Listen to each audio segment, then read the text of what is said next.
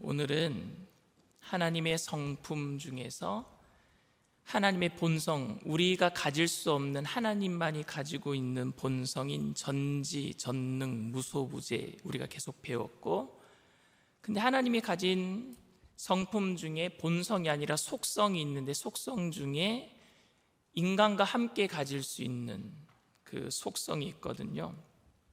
그래서 하나님만이 가지고 있는 게 아니라 사람도 하나님과 공유하면서 사람도 가지고 있고 하나님도 가지고 있는 공유적인 속성에 대해서 배우도록 하겠습니다. 첫 번째가 지혜예요.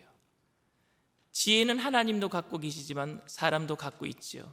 지혜로우신 하나님에 대해서 로마서 11장 33절 말씀을 우리 다 같이 읽겠습니다. 깊도다 하나님의 지혜와 지식의 풍성함이여 그의 판단은 헤아리지 못할 것이며 그의 길은 찾지 못할 것이로다. 여러분, 지혜를 뭐라고 생각하세요? 어떤 사람은 하나를 알려주면 열을 깨달아요. 근데 어떤 사람은 10가지를 알고 있어도 하나도 설명 못하는 사람도 있어요. 그래서 지혜는, 어떤 사람은 지식을 사용할 수 있는 능력이 지혜다라고 말을 하기도 합니다. 그런 것 같아요. 정말 내가 알고 있는 것들을 잘 사용할 수 있는 게 지혜인 것 같기도 합니다. 또 시편 104편 24절 말씀 우리 다 함께 봉독합니다. 야훼여, 주께서 하신 일이 어찌 그리 많으신지요. 주께서 지혜로 그들을 다 다스리셨으니 주께서 지으신 것들이 땅에 가득하나이다. 하나님이 지혜로 이 땅을 창조하셨는데 신묘막측한 것 같아요. 어떻게 그렇게 별들이 부딪히지 않고 궤도를 따라서 잘 돌고 있는지, 지구가 정말로 하루에 24시간 하면서 한 번 자전을 하는지, 1년 365일 동안 태양을 한 바퀴 도는 공전을 하는지, 어떻게 그렇게 사계절을 만드셨는지만 보더라도 너무 지혜로우신 분 같고, 또 우리의 몸을 보더라도 우리 몸에 100조 개의 세포가 있다고 하는데 그 세포들이 잘 유기적으로 다 조직적으로 연결되어서 우리의 몸을 지금 움직이고 신진대사가 일어나게 하고, 이 모든 것들을 지으신 하나님이, 우리는 로봇도 만들어놔도 막 망가지고 그러는데 우리의 몸은 로봇보다 얼마나 복잡한데, 그 복잡한 몸을 하나님이 이렇게 만들어 놓으셔서 너무너무 지혜로우신 분 같아요. 그런데 여러분, 하나님이 가지고 있는 그 지혜를 우리들도 가질 수 있다라고 제가 말씀했지요. 함께 가지고 있는 하나님도 지혜롭지만 우리들도 그 하나님의 지혜를 닮아갈 수 있습니다. 사람이 가질 수 있는 지혜는 그럼 어떻게 가질 수 있는가? 열왕기상 3장 4절 말씀을 우리 다 같이 한번 읽겠습니다. 누가 주의 이 많은 백성을 재판할 수 있사오리까?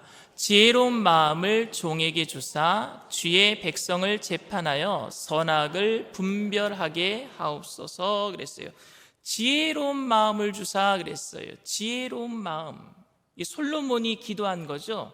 1000번제를 드리고 하나님께서 꿈속에 나타나셔서 내가 너에게 무엇하여 줄까 원하시니까 솔로몬이 그때 한 이야기가 저에게 지혜로운 마음을 주십시오 이렇게 얘기를 했어요.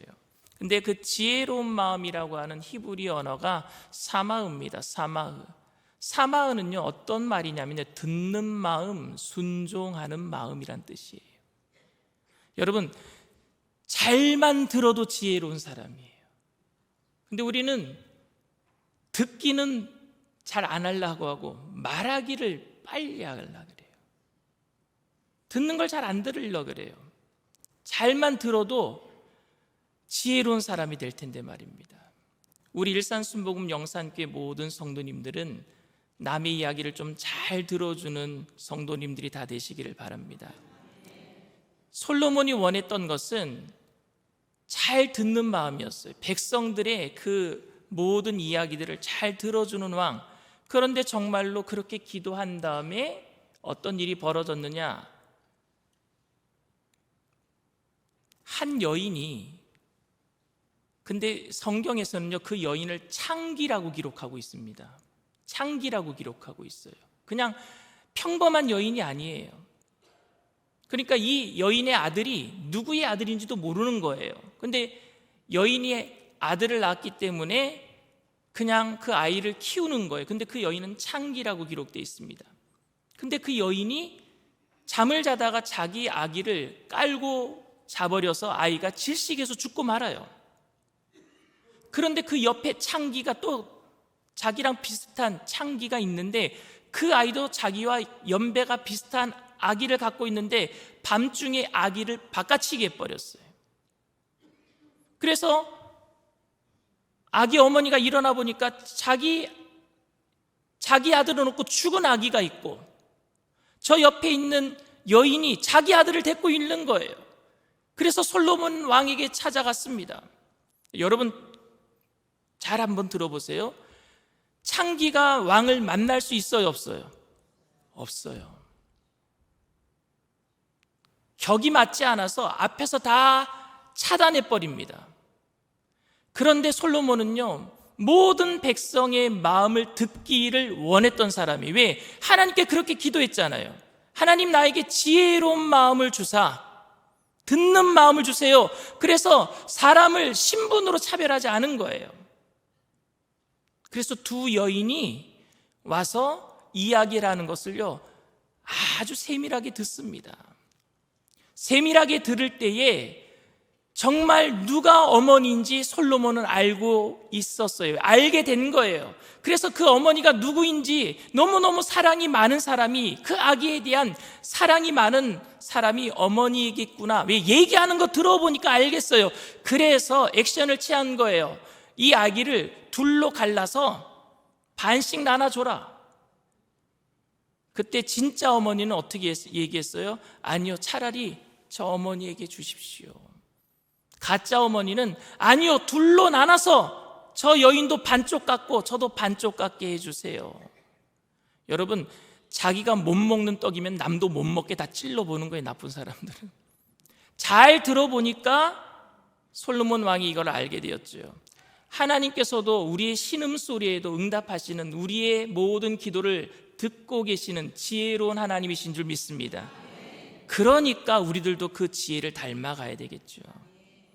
제가 여러분들 하는 이야기를 잘 듣는 목사인 것 같아요?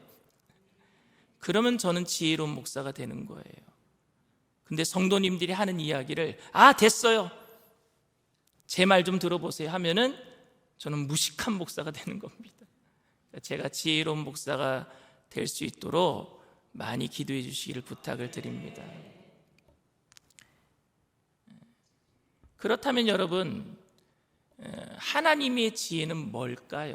정확하게 하나님께서 말씀하고 있는 지혜는 뭘까요? 고린도전서 1장 22절에서 25절 말씀을 우리 다 함께 읽겠습니다.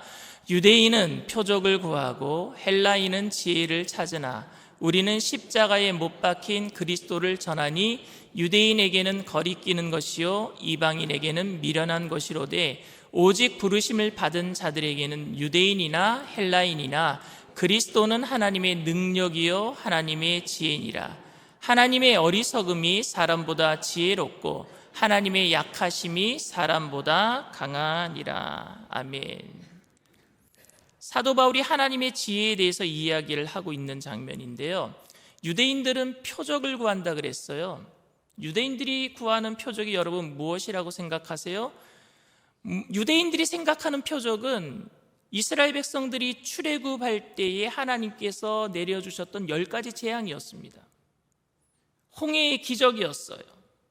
애굽에서 종살이하는 자기들을 구해 주셨듯이 예수님도 로마의 압제에서 구원해주는 해방자가 되어주기를 원했던 거예요. 그래서 기적을 보여달라, 기적을 보여달라, 표적을 보여달라, 기적을 보여주고 표적을 보여주었는데도 또 기적 보여달라, 또 기적 보여달라. 그러니까 악하고 음란한 세대가 표적만 구한다, 예수님이 그들을 지적하셨죠. 예수님이 오병이어의 기적을 베푸시고 나니까 이스라엘 백성들은 예수님을 왕으로 삼으려고 했습니다. 왜? 그 자기들이 원하는 먹고 사는 문제를 해결해 주는 표적을 베풀어 주셨어요. 그러니까 이스라엘 백성들이 원했던 표적은 뭐냐면요, 먹고 사는 문제를 해결해 주는 기적이었고, 그들이 원했던 지혜는 뭐냐, 먹고 사는 문제를 해결해 주는 게 지혜였다, 이렇게 생각한 거예요. 이스라엘 백성들이 원했던, 유대인들이 원했던 지혜는 뭐냐, 지금 당장 먹고 살아야지 지혜로운 것이지, 입에 풀칠하면은 목구멍이 포도청인데 입에 풀칠하는 게 그게 지혜로운 남편이냐, 그게 지혜로운 사람이냐? 뭐니 해도 머니가 최고라고 그렇게 얘기하는, 그게 지혜다. 꽝꽝 잡는 게 매라고, 돈 많이 버는 게 지혜다, 그렇게 생각하는 거예요. 그렇다면 여러분, 헬라인들이 원했던 지혜는 뭐겠습니까? 헬라인이 구한 지혜가 뭘까요? 사도행전 17장 21절 말씀입니다. 모든 아덴 사람과 거기서 나그네 된 외국인들이 가장 새로운 것을 말하고 듣는 것 이외에는 달리 시간을 쓰지 않음이었더라. 여러분, 헬라인들이 원하는 지혜는 뭐냐? 뭔가 좀 의미 있는 인생을 살 수 있는 거였어요.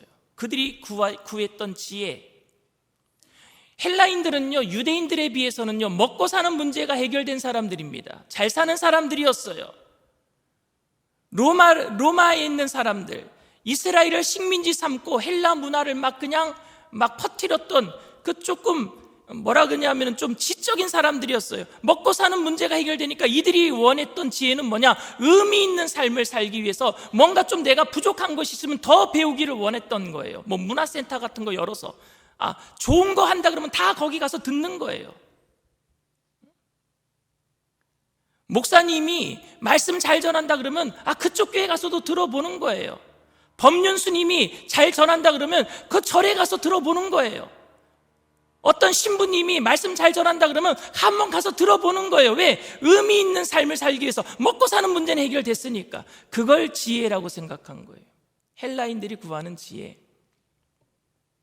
사도행전 17장 22절 23절 말씀입니다. 바울이 아레오바고 가운데 서서 말하되 아덴 사람들아, 너희를 보니 범사에 종교심이 많도다. 내가 두루다니며 너희가 위하는 것들을 보다가 알지 못하는 신에게라고 새긴 단도 보았으니 그런즉 너희가 알지 못하고 위하는 그것을 내가 너희에게 알게 하리라. 이 사람들이 범사에 종교성이 많다라고 사도 바울은 그들 마음 상하지 않도록 칭찬해 준 거예요. 뭔가 좀 더 알기 위해서 이 신도 섬기고 저 신도 섬기고 결국에 알지 못하는 신, 거기다도 단을 쌓아가지고 거기다가도 섬기기도 합니다. 그러니까 요즘 이야기로 하자면은 불신자들이 기독교도 믿을만하다. 왜 믿느냐? 예수님이 나의 구주가 되시고 나를 위해서 십자가를 지신 구세주다라고 믿는 것이 아니라 기독교의 박애주의, 가치관, 사랑을 통해서 많은 사람들에게 구제하고 선행을 베푸니까 그런 것도 우리가 믿을만하다 이렇게 느끼는 거예요. 먹고 살만하니까 모든 게 다 나에게 좋은 거다, 좋은 것만 내가 취사 선택해서 믿으면 된다, 이렇게 생각하는 겁니다. 여러분, 사람이 표적을 구하든지 아니면 지혜를 구하든지 그 둘 중에 이유가 여러분 무엇입니까? 그건 뭐냐? 이 세상에서 더 가치 있는 삶을 살고자 하는 거예요. 단지 이 세상에서 좀 더 잘 먹고 잘 입고 잘 살고 좀 더 지적으로 좀 남들보다 유식하게 명예롭게 살고자 하는, 단지 이 세상에서 잘 먹고 잘 살기 위해서 필요한 게 뭐예요? 지혜였단 말입니다. 단지 이 세상에서. 유대인들은 표적을 구하는 거고 먹고 살기 위해서 지혜를 구했던 것이고, 헬라인들은 먹고 살만하니까 좀 더 명예롭게 살기 위해서 지혜를 구했던 것이고, 근데 그들이 구했던 목적이 다 어디에 있었어요? 이 땅에서 있었단 말입니다. 이 땅에서. 예수님은 이 땅에서 구하는 모든 것들은 지혜가 되지 않는다라고 얘기하고 있는 거예요. 하나님이 원하시는 지혜는, 여러분, 하나님께서 원하시는 지혜는 바로 우리를 이 땅에서 구원해 주시는 예수님을 아는 것인 줄 믿습니다. 그래서 지혜는 뭐냐면요, 하나님을 아는 게 지혜의 근본이라 그랬어요. 고린도전서 1장 23절 24절 말씀 다시 한번 읽겠습니다. 우리는 십자가에 못 박힌 그리스도를 전하니 유대인에게는 거리끼는 것이요 이방인에게는 미련한 것이로되 오직 부르심을 받은 자들에게는 유대인이나 헬라인이나 그리스도는 하나님의 능력이요 하나님의 지혜니라. 하나님의 어리석음이 사람보다 지혜롭고 하나님의 약하심이 사람보다 강하니라. 아멘. 예수님이 지혜이신 줄 믿습니다. 예수님을 아는 게 지혜이고 예수님이 나의 구세주가 된다는 사실을 그래 알고 영원한 생명을 얻는 게 지혜예요. 즉 바로 예수님이 지혜란 얘기입니다. 자, 그러면은 공유적인 속성 두 번째로 거룩하신 하나님의 지혜로우신 하나님, 그리고 또 거룩하신 하나님. 여러분, 거룩하신 하나님, 내가 거룩하니 너희도 거룩하라, 레위기 11장 44절 말씀인데, 이 거룩은 하나님만 가지는 속성이 아니라 우리들도 가지고 있는 거죠. 우리들도 거룩해질 수 있습니다. 로마서 12장 1절 2절 말씀에 거룩해지는 부분에 대해서 사도 바울이 이런 얘기를 했습니다. 다 같이 읽겠습니다. 그러므로 형제들아, 내가 하나님의 모든 자비하심으로 너희를 권하노니 너희 몸을 하나님이 기뻐하시는 거룩한 산 제물로 드리라. 이는 너희가 드릴 영적 예배니라. 너희는 이 세대를 본받지 말고 오직 마음을 새롭게 함으로 변화를 받아 하나님의 선하시고 기뻐하시고 온전하신 뜻이 무엇인지 분별하도록 하라. 아멘. 1절 말씀에 여러분, 산제사를 영적 예배라고 했어요. 거룩한 산제사, 영적 예배로 우리를 드리래요. 그리고 2절에서는 하나님의 기뻐하시고 선하신 온전하신 뜻을 그렇게 사는 것이 바로 영적 예배고, 그게 내가 거룩한 산 제물로 내 몸을 드리는 것이라고 얘기를 하고 있습니다. 그렇게 하기 위한 방법으로 뭐라고 얘기했느냐? 2절에 하나님의 선하시고 기뻐하시고 온전한 뜻이 무엇인지 분별하라 그러고 얘기하면서 이 세대를 본받지 말라 그랬어요. 그렇죠? 그러니까 이 세대를 본받지 않는 것이 거룩한 산 제물이 되는 거예요. 그러면 여러분, 이 세대를 본받는 게 여러분 무엇이라고 생각하십니까? 이 세대의 특징을 여러분 무엇이라고 생각하세요? 이 세대는 여러분 죄악이 만연한 겁니까? 극에 달한 것입니까? 부모는 그냥 자식은 아예 이제 부모님을 생각하지도 아니하고 인륜이 다 망가져 버린 게 이 세대의 그런 이 세대의 현상이겠습니까? 동성애가 합법화되고 마음 놓고 죄를 저지를 수 있는 세상이 되는 것이 이 세대의 현상이겠습니까? 그런데 여러분, 그런 세상은요, 지금도 그랬지만 창세기에도 보면요, 그 노아의 홍수 때에도 온 세상에 죄가 만연했다 그랬어요. 그리고 그때에도 동성애가 있었어요. 소돔과 고모라 동성애 때문에 멸망받은 도시 아닙니까? 그런데 여러분, 지금이 옛날에 비해서 좀 달라진 게 있습니다. 뭐가 달라졌느냐 하면요, 옛날에는요, 동성애 그러면 죄로 알았어요. 간통 그러면 죄로 알았단 말입니다. 근데 지금 여러분, 간통이 죄예요, 죄가 아니에요? 죄 아니에요. 우리나라에서 간통죄가 폐지된 지가 오래됐습니다, 여러분. 간통은 죄가 아니에요. 그리고 동성애는요, 지금 전 세계적으로 죄가 아니라고 떠들고 있어요. 우리나라도 이제 차별금지법 통과시키면은요, 이제 동성애가 죄라고 얘기하면 전 잡혀가요. 미국에서는 그 베이커리 사장이, 빵집 사장이 동성애 부부가 와서 결혼식 하겠다고 결혼 케이크 만들어 달라고 이제 자기는 하나님 믿기 때문에 나 케이크 만들어 줄 수 없다 그래서 그 사람 감옥 갔어요. 이 세대의 특징이 뭔지 아십니까? 죄악으로 타락할 때까지 간 것이 아니라 죄에 대해서 완전히 무감각해진 거예요. 무감각해졌어요, 죄에 대해서. 오히려 인권, 자유, 평등과 같은 너무나 고상한 단어로 자신들의 죄를 포장하고 죄를 짓는 본인도 떳떳하게 자랑하고 주위 사람들이 오히려 그런 것들을 칭송하는 단계까지 갔단 말입니다. 그것이 잘못됐다고 하는 사람들은 오히려 악이 되고 말았어요. 악이 선이 되고 선이 악이 되고 말았단 말입니다. 이게 이 세대가 된 거예요. 이 세대의 현상입니다. 옛날과 다른 게, 옛날에는 그래도 간통하면은요 창피하게 생각했어요. 죄라고 생각했어요. 동성애 하면은요 숨어서 했어요. 죄라고 생각했어요. 이제는 다 떳떳하게 커밍아웃이라 그러잖아요. 자기를 밝혀요. 이제 여러분 혹시 그거 보셨어요? 핸드폰 앱을, 동성애자들이 앱을 까는 게 있어요. 그 앱을 깔잖아요. 그러면 그 앱에 동성애의 위치가 나와 있어요. 그래서 누구든지 가서 자기와 연애할 수 있는 거예요. 찾아낼 수 있어요.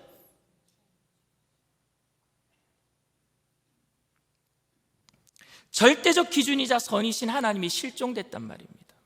그게 이 세대의 현상이에요. 거룩한 산재물이 된다는 것은 이 세상의 사람들의 방식으로 살지 않겠다라는 결단인 줄 믿습니다. 거룩한 산재물은 내가 이 세상에 살아가는 방식대로 살아가지 않겠습니다. 살아있는 물고기는요, 물을 거슬러 올라가는 거예요. 세속주의 물결이 흘러온다고 할지라도 그 물결에 쓸려가는 것이 아니라 거슬러 올라가는 게 거룩한 산재물이란 말입니다. 그 정도로 여러분, 우리는 이 세상에 향해서 거슬러 올라가야 돼요. 내가 아무리 몸이 힘들고 질병에 걸리고 가난에 쩌들어 있다고 할지라도 예수 안 믿는 부자가 불쌍하게 보여야지 그게 거룩한 산재물이에요. 예수 안 믿는 사람들이 아무리 잘 먹고 잘 살고 떵떵거리고 살고 있다고 할지라도 그런 사람들을 예수님의 그 사랑의 눈길로 불쌍하게 볼 수 있는 게 거룩한 산재물, 믿음의 사람들인 줄 믿습니다. 똑같이 예수 믿는 사람들이 교인들을 보면서 예수 잘 믿고 있는데 좀 가난하다 그래서, 조금 헐벗고 굶주렸다고 해서, 조금 못 살고 병들어 있다 그래서 쯧쯧쯧 혀를 차서는 안 돼요. 그분은 거룩한 산재물로 하나님의 영광에서 사는 줄 믿습니다. 그렇게 서로 격려하고 하나 되는 것이 우리의 올바른 공동체인 줄 믿습니다. 하나님은 이 거룩에 대해서 창조하시면서 말씀을 하셨어요. 창세기 2장 3절 말씀입니다. 다 같이 읽겠습니다. 하나님이 그 일곱째 날을 복되게 하사 거룩하게 하셨으니 이는 하나님이 그 창조하시며 만드시던 모든 일을 마치시고 그날에 안식하셨음이니라. 자, 거룩하게 하셨대요. 거룩이란 말은 여러분 카디시라는 히브리 언어로 따로 떼어놓다라는 뜻이에요. 첫째 날부터 여섯째 날까지는요 따로 구별하지 않았어요. 그런데 일곱째 날은 하나님이 따로 떼어놓으셨어요. 따로 떼어놓는 것, 여러분 우리가 헌금을 드릴 때 제 지갑 안에 있으면 구별된 게 아니에요. 그러나 따로 떼어서 봉투에 넣는 순간 이건 구별된 예물이 되는 겁니다. 옛날에 아버지 어머님들은 저희한테 100원짜리 지폐가 있었어요. 예전에.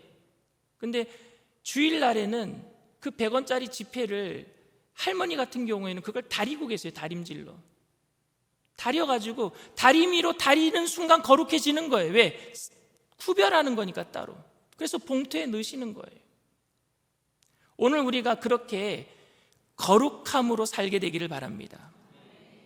시간을 따로 떼어놓는 거예요. 예배드리는 시간, 기도하는 시간 따로 떼어놓는 거예요. 성경 보는 시간 따로 떼어놓는 거예요. 그렇게 따로 떼어놓는 순간순간 모든 것이 거룩해질 줄 믿습니다. 우리의 삶이 거룩해지는 방법이에요. 이건 구별된 거예요. 하나님 내가 하나님께 드리는 겁니다. 그리고 그날에 안식하셨다 그랬어요. 안식은 히브리 언어로 샤바트라 그러는데 하던 일을 중지하는 겁니다.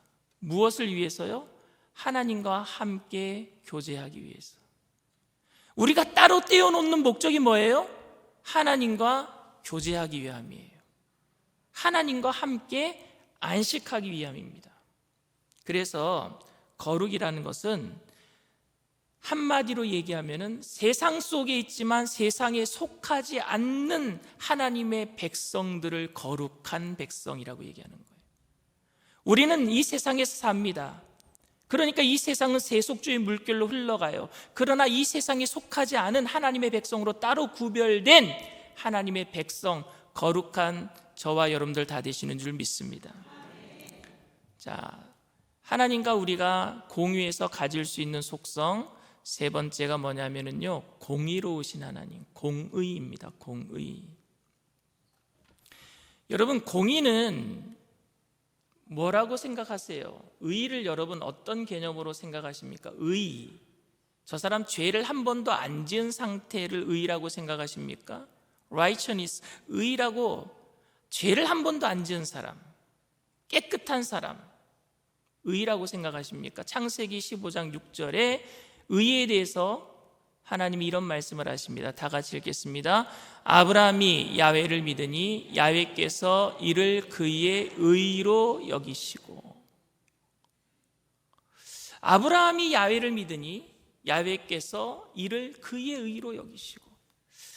제가 어저께 잠을 자다가 아내가 틀어놓은 TV에서 하는 이야기를 잠깐 들었어요. 드라마를 아내가 봤는데 어저께 제가 잠들 때에 본 드라마가 세작이란 드라마예요. 혹시 여러분 세작이란 드라마 보세요? 근데 딱 무슨 이야기가 제 귀에 딱 들렸느냐 하면은 거기 신세경이라는 그 탤런트가 조정석이라는 탤런트가 왕이고 신세경은 그냥 거기에 나오는 남장을 한 여자예요. 근데 왕이 이 남장을 한 이 여인을 사랑하는 거예요. 그런데 큰 죄를 저질렀어요. 어떤 죄를 저질렀느냐? 중국 청나라에 공주를 이제 시집을 보냈는데 공주를 바꿔치기 한 거예요. 공주를 섬기는 나인으로 바꿔치기 했는데 그거를 들통나게 생긴 거예요. 그래서 이 신세경 씨가 조정석 씨한테 가서 다 불어요. 잘못했다고 불어요. 그 장면이에요. 그런데 조정석이 왕인데 뭐라고 얘기했느냐? 네가 나를 믿고 100번 죽어 마땅할 죄이지만 네가 나를 믿고 죄를 고백했으니 내가 용서해 주겠다. 그 소리 듣고 잠들었어요, 제가. 오늘 설교 때 이렇게 예화할 줄은 몰랐네. 네가 나를 믿고 이야기를 해주니까 내가 네 죄를 용서해 주겠다. 없던 일로 해주겠다 그러더라고요.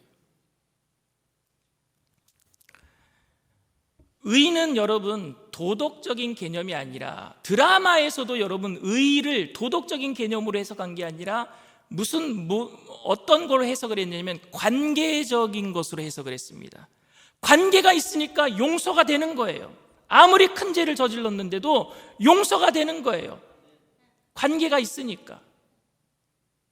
아브라함이 이 창세기 15장 이전에 어떤 사건이 있었느냐면요, 소돔 왕이랑 소돔 왕이 그돌라움의 왕한테 전쟁을 일으켰다가 잡혀가요. 조공을 바치다가 조공을 안 바치니까 그냥 그돌라움 왕이 찾아와서 소돔과 고모라를 그냥 다 멸망시키고 소돔에 있는 그 소돔 왕을 잡아갈 때 조카 롯까지 잡아가 버려요.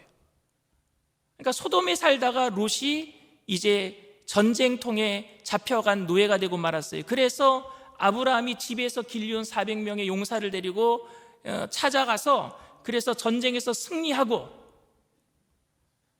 많은 전리품들과, 전쟁에서 이기면 전리품을 가져오게 돼 있거든요. 전리품과 롯을 다 구해가지고 옵니다. 그러니까 소돔 왕이 너무 좋은 거예요. 그리고 이 아브라함에게 당신이 이거 다 가져야 된다고, 전리품 다 가져야 된다고. 근데 아브라함은요, 전리품을 하나도 안 가지고, 나는 이 전쟁의 목적이 롯만 구하는 거였으니까, 롯만 구했으니까 됐다. 이건 하나님께서 하신 것이니까 내가 가질 이유가 없다. 그리고 돌아와요. 그리고 나서 그날 잠을 잤는데 꿈을 꿔요. 꿈속에 하나님이 나타나십니다. 하나님께서 나타나시자마자 아브라함에게 뭐라고 얘기했느냐? 창세기 15장 1절에 보면 내가 너의 지극히 큰 상급이요 내가 너의 방패가 되어주리라 그래요. 왠지 아십니까?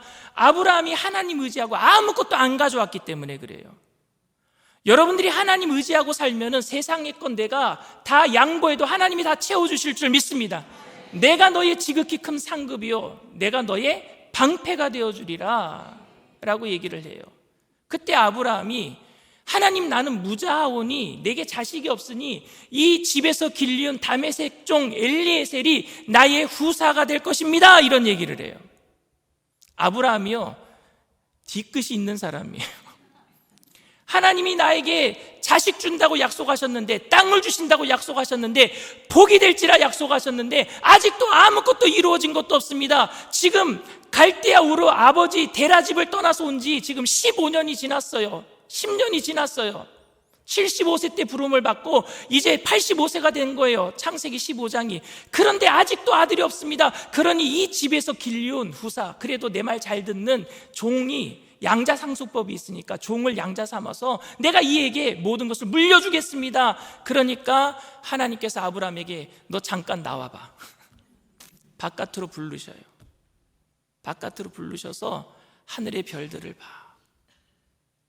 네 자손이 이렇게 많게 될 거야. 이렇게 약속을 해주셔요. 우리가 눈에 보이는 거 없고 손에는 잡히는 거 없고 마음속에 너무 답답하고 근심이 있을 때 하나님께서는요, 우리를 불러주셔요. 꿈을 주시고 비전을 주시고 바라보게 하실 줄 믿습니다. 그때 아브라함이요, 하늘의 별들을 보면서 내 자식들이 저렇게 많게 되겠구나. 장막 속에서는 안 보였는데, 텐트 안에서는 볼 수가 없었는데 하나님께서 나오게 하셔서 그걸 바라보게 하시니까 꿈이 생겼어요. 그리고 나서 그걸 믿은 거예요. 내가 믿겠습니다 하니까 그 다음 말씀이, 하나님께서 아브라함이 믿으니 그것을 의로 여기셨다. 여러분, 의는 하나님을 내가 믿을 때 그 관계 안에서 우리를 깨끗게 하시는 관계적인 개념인 줄 믿습니다. 여러분들이 하나님을 지금 믿고 있기 때문에 여러분들은 다 의로운 사람들이에요.